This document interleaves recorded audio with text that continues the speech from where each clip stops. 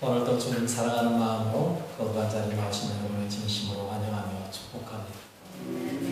코로나 속에서도 우리가 예배드리기 쉽지 않지만 그래도 예배를 사모해서 나오신 여러분 감사합니다. 또 영상으로도 함께 주님께 예배드릴 수 없어서 그 자리에서 최선을 다해 하나님을 예배하며 섬기는 모든 분들에게도 하나님의 크신 은혜와 복이 넘치시길 바라겠습니다. 코로나가 무섭다라고 이야기하지만 코로나보다 더 무서운 것들이 우리 안에 얼마나 많은지 모릅니다. 우리 안에 있는 것들이 더 무서운 거예요. 그 중에 하나가 제가 볼 땐 시기라는 겁니다. 오늘 본문의 얘기 어쩌면 시기에 대한 얘기예요. 제가 청년 때 저희 목사님에게서 들었던 이야기 하나가 기억이 납니다. 어떤 두 친구가, 정말 친한 두 친구가 길을 가는데 한 천사가 나타나서 당신들의 소원을 내가 하나 들어주겠다. 그런데 이 사람이 말한 소원을 말하면 이 사람에게 2배의 소원으로 갚아주겠다. 당신들의 목적지에 도착하기 전까지 소원을 말해라. 그리고 사라져요.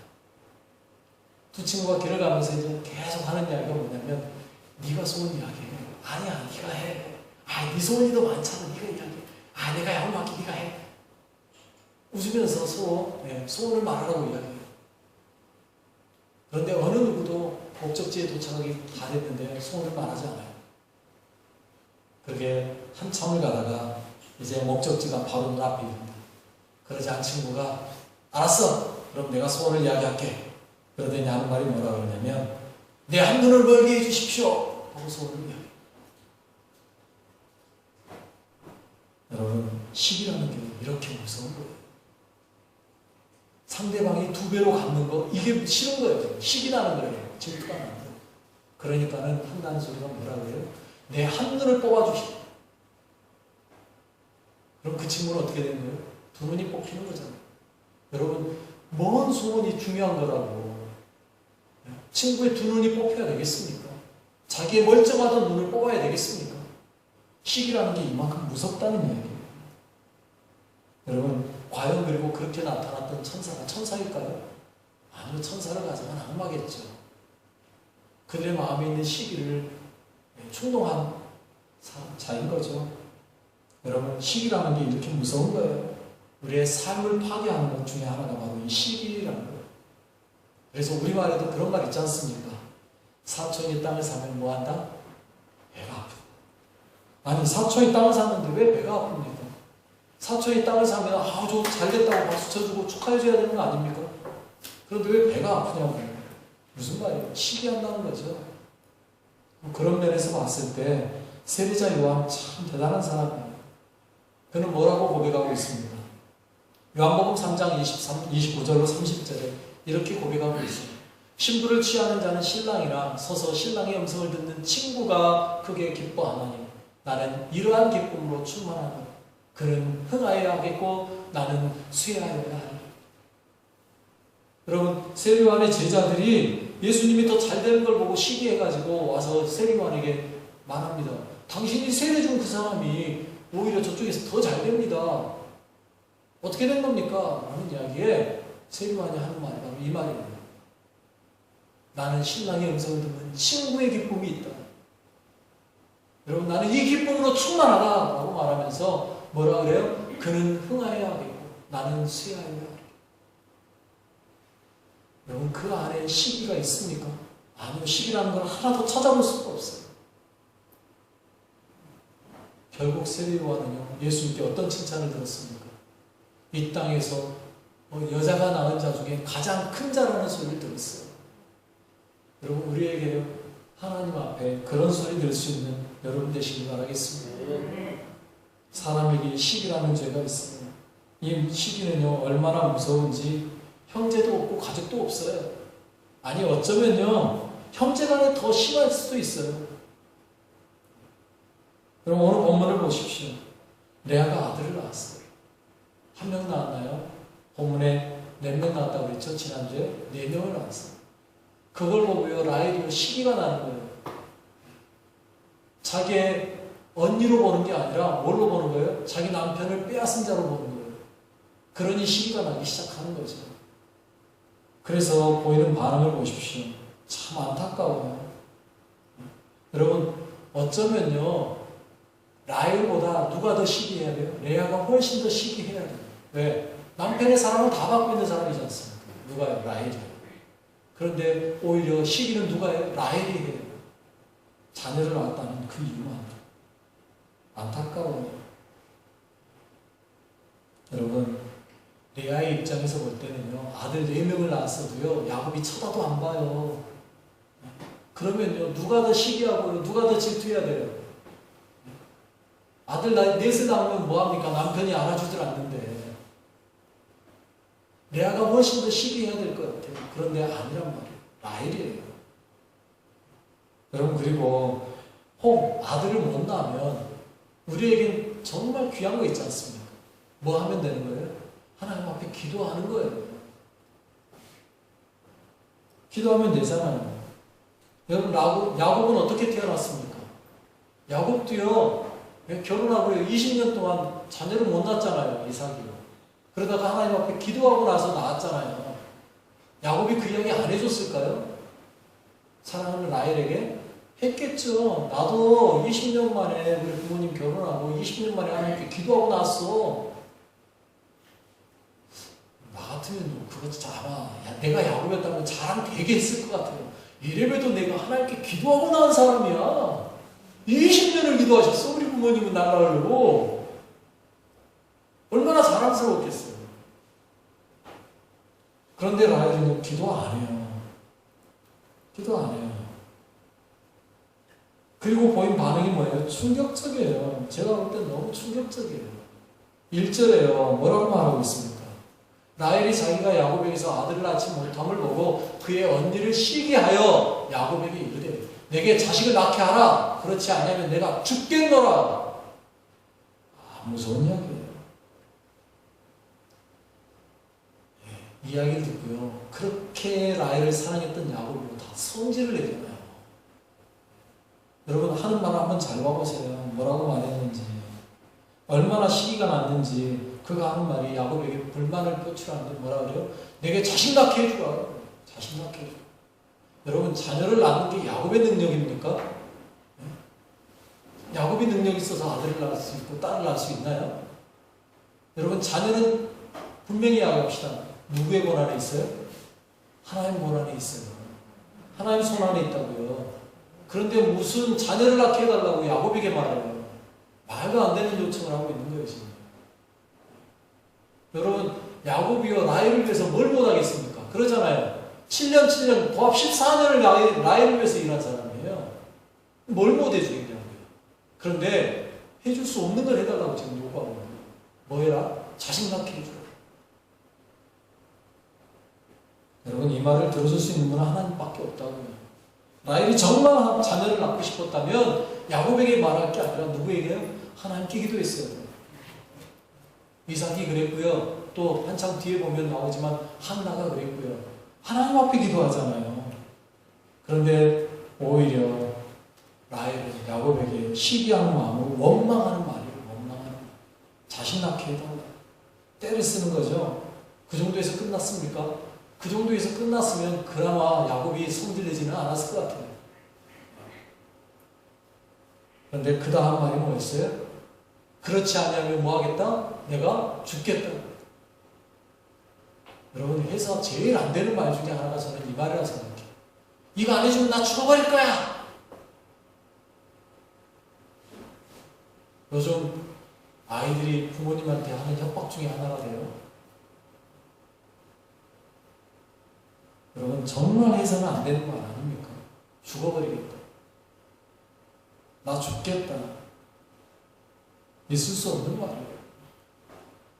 야곱이요, 그 말을 듣고 얼마나 기가 찼는지, 얼마나 화가 났는지 2절에 보면 야곱이 하는 말이 그렇게 나오잖아요.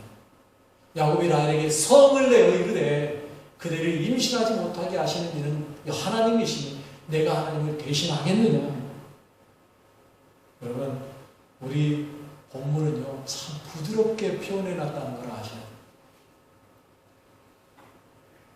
원문은 이렇게 말하고 있잖아요. 원문은요, 훨씬 더 강하게 이야기하고 있어요. 여러분 이 말이요. 기도하라는 의미가 아니에요. 내가 하나님 대신하겠냐라는 말이요. 기도하라는 말이 아니에요. 무슨 말이냐면 왜 나한테 불평해? 하나님한테 불평해! 그 소리예요. 야곱도 화가 나니까요. 신앙으로 대답 못하는 거예요. 야곱도 화가 나니까요. 믿음으로 말 못하는 거예요. 자기 화난 대로 그냥 대답하는 거예요. 뭐라고 말했다고요? 하나님한테 불평해! 왜 나한테 불평해? 이야기라고요. 여러분 야곱이 화가 나니까 자기도 모르게요. 힘이 들어가는 거예요. 자기도 모르게요. 자기의 감정대로 반응하는 거예요. 여러분 감정이라는 건 정말 중요한 거죠. 그러나 그 감정이요 악하게 작용하면요 문제가 돼요. 시기라는 것도요 악한 감정입니다. 그 악한 감정은 어떻게 해야 돼요? 자기 스스로 다스릴 줄 알아야 돼요. 그런데 이게 잘 안 되거든요. 그렇기 때문에 우리는 뭐 하는 거예요? 하나님께 그 악한 감정을 하나님 앞에 고백하는 거예요. 하나님 나에게 이런 감정이 있는데 하나님이 다스려 주십시오. 하나님께 구하는 방법밖에 없어요. 그런데 라헬은 그걸 못했어요. 라헬이 그게 안 되니까 결국 불만이 누구에게 가요? 야곱에게 가고 야곱에게 그 불만이 가니까 야곱도 어떻게 돼요? 그걸 그대로 받아서 똑같이 악한 감정으로 나오는 거예요. 속상합니다. 그것이 성령으로 나타났고 그 성령으로 인하여 라헬도 속상하죠. 또 속상해지는 거죠. 사랑하는 남편이 좀 알아줘야 되는데 그걸 못 알아주니까. 그러자 라헬이 하는 제안이 뭡니까? 3절이에요. 이렇게 제안하고 있어요. 라헬이 이르되 내 여종 비라에게로 들어가라. 그가 아들을 낳아 내 무릎에 두리니 그러면 나도 그런 말미암아 자식을 얻겠노라. 내는 처방이 뭐예요? 시녀 비라를 통해서 아들을 낳겠다.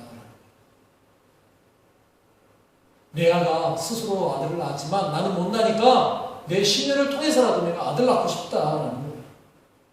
그 당시 근동지방에서 흔한 일이에요. 자기의 시녀를 대신하여서 아들 낳게 하는, 애를 낳게 하는 흔한 일이에요. 근동만 그랬나요? 우리나라도 그랬잖아요. 조선시대. 애를 못 낳으면 첩이라도 들여서 애 낳게 하는, 아들 낳게 하는. 아들이 뭔지 참.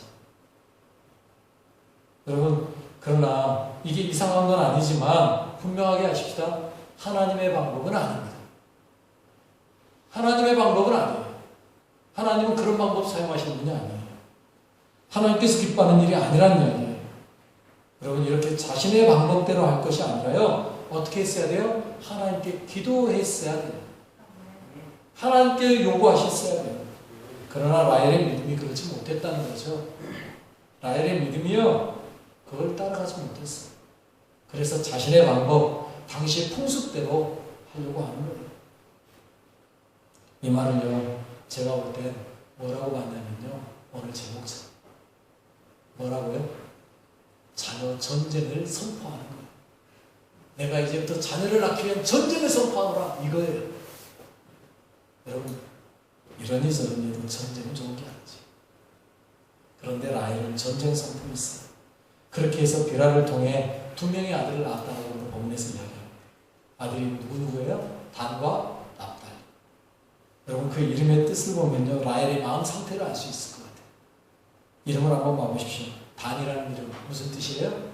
억울함을 풀었다. 납달리는 뭐예요? 경쟁에서 이겼다. 저는 이 이름이요 도대체 이해가 안 가요. 여러분 라헬이 무슨 억울한 일을 당했나요? 네? 여러분 라헬이 억울한 일 당한 게 있나요? 도대체 억울한 게 없는데 무슨 억울함을 풉니까? 억울한 일이 있다면 오히려 레아죠. 그러지 않을까요? 4명이나 아들을 낳아줬는데도 사랑해주지 않는 야곱을 향하여서 얼마나 억울하겠어요. 그런데 억울함을 풀었다 라고 누가 이야기해요? 라헬이 풀었다. 이해가 안 돼요. 또 두 번째는 납달리 경쟁에서 이겼다. 무슨 경쟁을 했는데요? 아들 낳는 것도 경쟁입니까? 자녀를 낳는 것도 경쟁인가요? 또 엄밀히 하갑시다. 이제 2 낳아놓고 4명 낳은 레아에게 이긴 겁니까? 숫자적으로 따지면 4대2인데 이긴 게 아니죠. 아직 졌죠. 그런데 무슨 경쟁에서 이깁니까? 그런데도 불구하고 라헬은 경쟁에서 이겼다는 거예요. 억울함을 풀었다라는 거예요. 무슨 의미겠습니까? 라헬 안에 있는 자격지심, 자신의 열등감의 표현이에요. 나는 애를 못 낳는데 드디어 시녀를 통해서라도 이제 낳았으니까 뭐 한다? 내 억울함이 그래도 조금이라도 풀렸다. 한마디로 말하면 나의 열등감이 이제는 조금 회복했다. 우리 흔히 하는 말로 하면 자존심이 이제 조금 살아났다. 그 이야기예요. 여러분, 이게 사람입니다. 이게 사람입니다. 억울할 일 하나도 없는데 억울함을 느끼는 게 사람이고요. 경쟁할 필요도 없는 데서 경쟁하면서 이겼다고 말하는 게 이게 사람이에요. 여러분, 다툴 일도 아닌 것으로 다투고요. 경쟁할 것도 아닌 거로 경쟁하고요. 억울하네, 이겼네. 이게 악한 우리의 마음이에요. 요즘 옳은 게 아니에요. 그런데 언제부턴가 우리 사람들이요, 경쟁하고 다투고 싸우는 게 일상화되어 버렸어요. 그래서 사회를 일컬어서 뭐라고 불러요? 경쟁사회. 저는 그 말이 제일 듣기 싫어요. 제 학생 때요, 경쟁사회라는 소리를 정말 많이 들었어요. 그러면서 하는 이야기가 옆에 친구가 친구가 아니라 경쟁자예요. 아니, 친구는 친구지 어떻게 경쟁자예요? 그래서 우리는 그런 적이 없는데 서울에서는 그랬다 그래요. 친구가 노트 좀 빌려달라고 안 빌려줬단다. 경쟁자로 보니까 친구로 보는 게 아니라. 아니, 친구에게 노트 한 번 빌려주는 게 무슨 일입니까? 그런데 안 빌려줘요. 책 한 번 빌려달라고 안 빌려줘요. 경쟁이라는 거죠. 그래서 이겨야 됩니까? 그렇게라도 해서 이겨야 되는 겁니까? 아니요. 여러분, 진짜 중요한 건요, 경쟁이 아니고요, 공존입니다. 함께 사는 거예요. 나만 잘 먹고 잘 살려고 하다 보니까 문제가 되는 거예요. 공존이에요. 여러분, 우리는요, 함께 사는 겁니다. 나만 잘 되는 게 이게 중요한 게 아니에요. 다 같이 잘 되는 거예요. 아프리카 말로요, 이건 우분투라고 불러요. 우분투. 우리들 흔히 하는 말로 한 사람의 100걸음보다 10사람의 한 걸음이란 그런 의미예요. 아프리카의 선교사가 교회가 이제 어느 정도 성장하니까 체육대회를 했대요. 아이들이 달리기하고 달리기에서 1등하는 아이에게 상을 주겠다는 했는데요. 열심히 애들이 달리다가 어느 정도 달리니까요, 1등으로 달리던 애가 딱 멈추더래요. 그러더니 뒤에 오는 애들이 오니까 같이 손을 딱 내밀어서 손을 잡고요, 같이 들어오더래요. 선교사가 보고요, 깜짝 놀란 거예요. 아니, 야, 왜 달리다가 멈추고 손 잡고 들어와? 이건 달리기 시합하는 거야. 그렇게 하면 안 돼. 다시 해? 다시 또 달리기 시작을 했어요. 한참 또 달리다가 애들이 갑자기 또 딱 멈추더니 손을 잡고 같이 들어와요. 선교사가 그거 아니라니까 그랬더니 그 1등으로 달렸던 애가 하는 말이 우분투! 무슨 말이냐? 도대체 그게 무슨 말이냐 그랬더니 하는 말이, 내가 1등 하는 것보다 다 같이 1등으로 들어와서 함께 나눠 먹으면 되지 않습니까? 선교사가 충격을 받았다는 거예요. 그렇구나. 나는 경쟁을 시켰는데 이 아이들은 서로 사는 방법을 택하는 거예요. 여러분, 우리에게는 이게 필요한 거예요. 나 혼자 잘 되는 거, 이게 중요한 게 아니라고요. 모두가 함께 살 수 있는 거, 그 방법이 있는데 왜 나만 잘 되려고. 그런데 언제부턴가 우리에게 교회에도 이런 생각이 들어와 버렸어요. 그래서 내 교회만 잘 되면 돼요. 여러분, 지금 코로나가 터지고 문제가 되는 거 봐보십시오. 어떤 교회들이 주로 그러는가? 내 교회만 잘 되면 돼를 외치는 사람들인 것 같아요. 제가 볼 때. 아닐 수도 있지만 제가 볼 때 그렇더라는 거예요. 여러분, 정말 조심해야 돼요. 내 교회만 잘 되는 게 중요한 게 아니고요, 나만 잘 되는 게 중요한 게 아니에요. 라헬이요, 그걸 잘못 알고 있는 거예요. 내가 돼야 된다는 이 생각으로 경쟁하고 시기하고 그러다 보니 문제가 되는 거예요. 그런데 이 마음이 지금 현재 교회에 들어와 있어요. 이 마음은요, 또 희한한 게요, 한 사람이 그 마음을 품고 달려가잖아요. 그러면요, 이게 또 전염성이 강해요. 코로나처럼. 그래서 한 사람이 그 경쟁에 하겠다고 달라들잖아요. 그럼 다른 사람도 똑같아져요. 레아에게 그대로 옮겨가잖아요. 레아도 똑같은 일 하지 않습니까? 여러분, 지난 시간에 말한 대로 레아는요, 아들 넷을 낳으면서 이름을 가지고 하나님께 영광 돌리기 시작해요. 그러던 레아가요, 그도 똑같이 라헬하고 똑같아지는 거예요. 자녀 전쟁에 뛰어들어요. 레아도 시녀 실바를 야곱에게 들여보내지 않습니까? 9절에서 그렇게 이야기해요. 레아가 자기의 출산이 멈춤을 보고 그의 시녀 실바를 데려다가 야곱에게 주어 아내로 삼게 하였다. 그리고 자녀를 낳아요. 2명의 자녀를 낳는데 이름이 뭐예요? 갓과 아셀이에요. 무슨 뜻이냐? 복되다. 그리고 또 하나는 기쁘다. 그런 뜻이에요. 라헬이 경쟁에서 이겼다라고 말해 비웃듯이 하는 말이 웃기고 있는데 내가 더 복돼. 나는 기뻐. 이런 의미예요. 라헬 네가 이겼다고? 웃기지 마. 내가 더 복된 자야. 내가 더 기쁜 자야. 이런 의미예요. 똑같이 감정 싸움 가고 있는 거예요. 여러분 참 보기 흉해졌어요. 감정이 앞서면 이렇게 되는 거예요. 하나님의 사람인 것 같았는데 감정이 앞서니까 레아나 라헬이나 똑같이 서로 경쟁하고 다투고 싸우는 거예요. 의미 없는 일이에요. 아무 의미 없는 일이에요. 여러분 그렇게 다투고 싸워야만 되는 일입니까? 아니란 말이에요. 하나님은요 그렇게 다투고 싸우게 해서 하나님이 한 집안을 이렇게 세우지 않아요. 그러지 않아도요 하나님은요 충분히 그들을 세워줄 수 있어요. 그런데 그들은요 그렇게 감정으로 서로 싸워가는 거예요. 의미 없어요. 여러분 감정이라는 건 뭡니까? 감정은요 다분히 나의 것입니다. 상대방이 내 감정에 어떻게 영향을 미치지 못해요.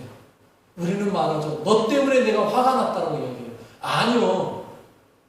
그 사람 때문에 화가 난 게 아니고요. 내 마음 상태가 안 좋아서 화가 나는 거예요. 그 사람이 나의 감정에 조금의 뭐랄까요 그 도화선에 불을 붙여준 것처럼 그렇게 약간 붙였을지는 몰라요. 그러나 폭발은 누가 한 거예요? 내가 한 거예요. 감정은 다 100% 누구 거예요? 내 거라고요. 그 말을 바꿔 말하면요. 내 감정에 의해서 뭔가를 하려고 하면요. 누가 해결해야 되는 거예요? 상대방이 해결 못 해줘요. 누가 해결해요? 내가 해결해요. 여러분 상대방이 나를 화나겠다 해서 그 사람이 내가 잘못해서 미안해 한다고 그 화가 사라지나요? 아니에요. 그 상대방의 말을 듣고요. 내 스스로가 아 그렇구나 미안해 하는구나 하고 내가 스스로 내 감정을 누르는 거예요. 감정은 100% 내 거라고요. 상대방이 어떻게 못해요. 그 말은 무슨 말이에요? 서로의 감정만 상하게 하는 것 뿐이지 내가 해야 되는 일이라고요. 아무 의미 없고 이익도 없는 거예요. 내가 감정으로 인하여서 폭발하면요 오히려 상대방을 더 힘들게 하는 일일 뿐이고요 나만 더 고통스러운 일이에요. 내 안에 있는 시기와 질투 이런 것들은요 내가 알아서 하나님 앞에 들고 나와 해결받아야 되는 거예요. 본인이 어떻게 할 수 없는 거가 아니에요. 내가 할 수 있는 거예요. 또 더 중요한 건요 자녀 문제에 대해서만큼은 내가 할 수 있어요? 없어요? 앞에서도 말한 대로 내가 할 수 없어요. 내가 아들 낳고 싶다고 아들 낳고 딸 낳고 싶다고 딸 낳고 안 낳고 싶다고 안 낳고 이게 되나요? 자녀 문제로 여러분들 마음대로 자녀 낳으신 분 계세요? 네? 아무도 없다고요. 누가 주셔야 돼요? 하나님이 주셔야 돼요. 우리가 할 수 있는 일은요 딱 하나예요. 하나님께 기도하는 방법밖에 없어요. 그런데 그들의 시녀를 야곱에게 주어 첩을 삼게 하고 자녀를 낳게 하고 아닌 거죠. 그럼에도 불구하고 거기에 하나님이 어떻게 했어요? 아들들을 주셨다라는 거예요. 여러분 이게요 무슨 말이냐면요 온전히 하나님의 은혜라는 이야기입니다. 온전히 하나님의 은혜, 사람의 힘이 아니에요. 능력이 아니에요. 여러분 여기에 힘을 쓰면 무슨 힘을 쓰고요. 능력이 있다면 무슨 능력이 있겠어요. 내가 할 수 있는 것만 아무것도 없다. 내가 할 수 있는 건 없어요. 내가 할 수 없는 거를 내가 하려고 하면요 어떻게 되는지 아세요? 죽는 일밖에 없어요. 내가 할 수 없는데 내가 해보겠다고 열심히 뛰어다니면요 과로로 죽는 것밖에 없다고요. 여러분이 하는 거 아닙니다. 주님께 맡기시면 하나님의 은혜인 줄 알고 하나님께 맡기는 거예요. 여러분에게 무슨 문제가 터졌을 때, 여러분에게 어떤 일이 생겼을 때 그게 여러분이 할 수 있느냐 없느냐를 먼저 한번 따져보세요. 내가 할 수 없는 문제라면 우리는 딱 한 가지입니다. 그 자리에서 모든 걸 내려놓고요, 하나님 앞에 두 손 들고 항복하는 겁니다. 하나님, 나는 못합니다. 하나님께서 하십시오. 맡기는 겁니다. 내가 해보려고 뛰지 마세요. 내가 할 수 없는 일을 내가 하려고 하면 그건 죄송합니다. 이렇게 표현할게요. 내가 할 수 없는데 내가 하려고 하는 건요, 미친 짓이에요. 내가 할 수 없는 건데 어떻게 해요? 내가 하려고 한다면 딱 한 가지밖에 없다고요. 뭐하고? 기도하는 거예요. 기도. 주님 앞에 기도하는 거예요. 그리고 결과는 누구에게 맡겨요? 하나님께 맡겨요. 하나님이 하시는 거예요. 여러분, 두 사람의 이 자녀 전쟁이 결국 두 사람의 감정만 상했어요. 그 결과는요, 족보가 복잡해졌어요. 여러분, 라헬 한 사람의 잘못된 선택이 얼마나 복잡해졌는지 아세요? 여러분 아는 대로 한번 물어볼까요? 유다가 넷째 아들이에요? 넷째 아들이에요? 성경 어디에가 넷째 아들이라고 나와요? 안 나와요. 죄송합니다. 제가 볼 때는요, 유다가 넷째 아닐 거예요. 이유가 뭐냐, 날개 묻는다면 증거는요, 딱 한 절을 제가 본문을 거예요. 창세기 43장 33절이거든요. 이렇게 말하고 있어요. 그들이 요셉 앞에 앉되 그들의 나이에 따라 앉히게 되니 그들이 서로 이상을 여겼다. 여러분, 얼마나 이 야곱의 아들들 12명이 복잡했냐면요, 12명을 몇 년 만에 낳은지 아세요? 7년 만에 낳아요. 7년 만에. 딸 하나까지 포함해서. 베냐민은 한참 후에 낳았고요. 12명을 딸 하나까지 해서 12명을 7년 만에 낳았다고요. 그러면 유다가 넷째가 될 수가 없다고요. 계산상으로. 내가 볼 때 아마 라헬이요, 레아가 둘 정도 낳고 나니까 비라를 줬을지도 모르겠어요. 성경에서는요, 그냥 레아가 4명 낳았고, 그 다음에 비라가 2 낳았고, 실바가 2 낳았고, 다시 레아가 2 낳았고, 이렇게 나오니까 그게 순서인 것처럼 보이는데 아니에요. 여러분, 요셉이요, 나중에 그들이 나이에 따라서 자리에 앉히는 걸 보고 이상히 여겨요. 왜? 일반적인 사람들은요, 자기 형제들의 나이 수를 몰라요. 식구가 아니고서는 알 수 없다고요. 그 정도로 지금 복잡하다고요. 그렇게 따지면요, 아마 유다가 넷째 아닐 것 같아요. 왜? 넷째는요, 4년 동안, 레아가 4년을 낳고요, 그 다음에 2년 낳고요, 그 다음에 2년 낳고, 계산이 안 된다니까요. 7년 만에 12명. 그렇게 따지면 아마도 유다가 넷째가 아니고요, 5째 정도 될 수도 있어요. 아니면 6째일 수도 있고요. 정확하게 계산이 안 나와요. 성경에서 자녀의 소열을 말한 적이 한 번도 없어요. 여러분, 그만큼 복잡해졌다는 얘기예요. 여러분, 왜 이렇게 돼버렸어요? 감정에 치우쳐서 시기하고 질투하다 보니까 복잡해진 거예요. 섭외 자식들까지. 결론적으로 이야기하겠습니다. 시기하고 질투한다 해서 되는 거 아니에요. 모든 것은 하나님의 은혜입니다. 여러분, 하나님께서 하신 일이에요. 비록 라헬과 레아가 감정으로 시기로 자녀 전쟁을 벌였지만 그 전쟁의 승자는요, 라헬도 아니고 레아도 아니었어요. 그 전쟁의 승자는 누구였을까요? 하나님이셨어요. 왜? 하나님께서는요, 이미 야곱을 통하여서 12지파를 태어나게 하려고 계획하고 계셨어요. 제가 생각할 때는요, 라헬과 레아가 이렇게 10년까지 조합해서 전쟁 안 했어도 제가 볼 때 12명 나왔을 것 같아요. 하나님이 이미 계획해놨습니다.